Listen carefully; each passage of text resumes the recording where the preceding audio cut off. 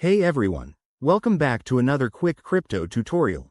Today, we're tackling how to withdraw Tether from Kraken to Coinbase in 2025. Tether, or USDT, is a popular stablecoin, and transferring it between exchanges like Kraken and Coinbase is straightforward if you follow the right steps. By 2025, crypto processes might have some updates, so I'll focus on the most reliable methods based on current trends.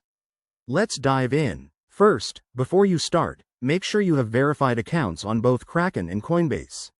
You'll need sufficient Tether in your Kraken wallet and the exact wallet address from Coinbase to receive it. Also, keep an eye on any network fees, as they can vary. Step 1. Log into your Kraken account using a secure device. Once logged in, navigate to the Wallets, or Funding, section and select Tether, USDT. Step 2. Click on the Withdraw button next to Tether. You'll be prompted to enter the amount you want to withdraw. Double-check that you're using the correct network, typically Ethereum, ERC20, for Tether. Step 3. Paste your Coinbase Tether wallet address into the withdrawal form. You can find this in your Coinbase account under the Tether asset details.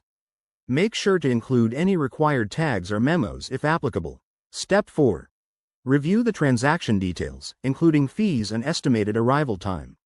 Enable two-factor authentication, 2FA, for added security, then confirm the withdrawal. Once submitted, the transfer might take anywhere from a few minutes to an hour, depending on network congestion in 2025. Head over to your Coinbase account and check your Tether balance to confirm the funds have arrived. A quick word of caution: always verify wallet addresses to avoid costly mistakes, and be aware of potential fees or regulatory changes by 2025. If you're new to this, start with a small amount to test.